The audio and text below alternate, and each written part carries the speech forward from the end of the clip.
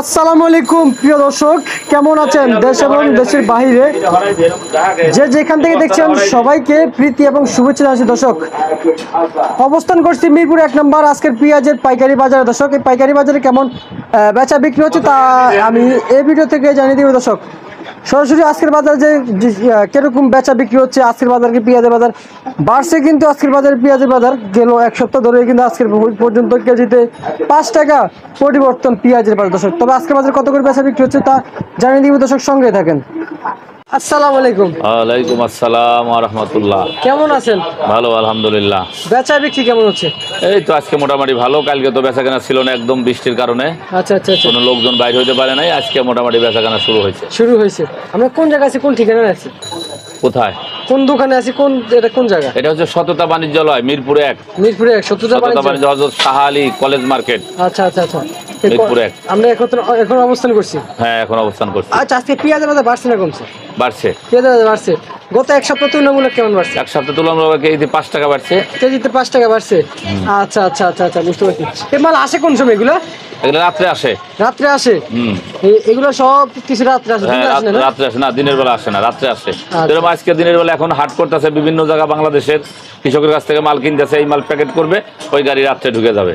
আচ্ছা আচ্ছা আচ্ছা আচ্ছা, বুঝতে পারছি। দিনের বেলা কিনে দিনের বেলা প্রসেসিং রাত্রে ঢুকে, কারণ দিনের বেলা তো গাড়ি ঢুকতে দেয় না, আর মাল দিনের বেলা তো আসতে পারে না, আস্তে আস্তে রাত হয়ে যায়। এই জন্য রাত 2টা 3টা 4টা ওই টাইমে ঢুকে। আচ্ছা, কত করে দিচ্ছেন আজকে বাজারে এগুলো দিলাম আজকে হলো 68 টাকা। আচ্ছা আচ্ছা, আর এটা কত করে? দেশি পেঁয়াজ 70 টাকা। 70 টাকা দেশি 70। এটা দেশি না? এটা দেশি? ওইটা দেশি। আর এটা করস। এটা 68। 68। এটা 68, এটা দেশি। হ্যাঁ। আচ্ছা আচ্ছা আচ্ছা আচ্ছা, বুঝতে পারি। তার মানে 70 টাকা। আর সামনে কোনো বাড়ার কোনো ঝুঁকিপূর্ণ দেখতে পাচ্ছেন কি আপনি? না, তেমন বাড়ার সম্ভাবনা নাই, তবে কমবে না, কারণ সামনে একটা কুরবানির চাহিদা আছে অনেক।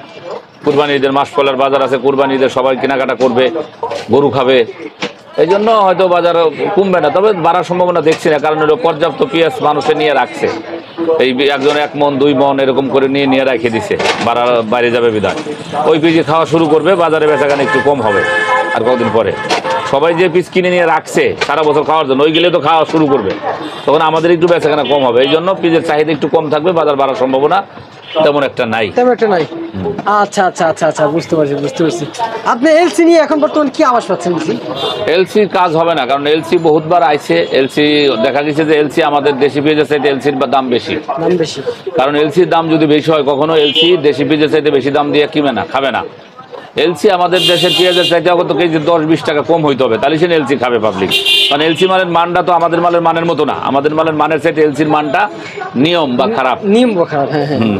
এলসির মালটা খারাপ নিয়ম, কাজেই একদমই কোনোদিন ওই মালটা খাবে না। অগত কেজি 10-20 টাকা কম হইতে হবে, তাহলে এলসি খাবে, নাহলে এলসি খাবে না। আচ্ছা, ঠিক আছে, আপনাকে ধন্যবাদ।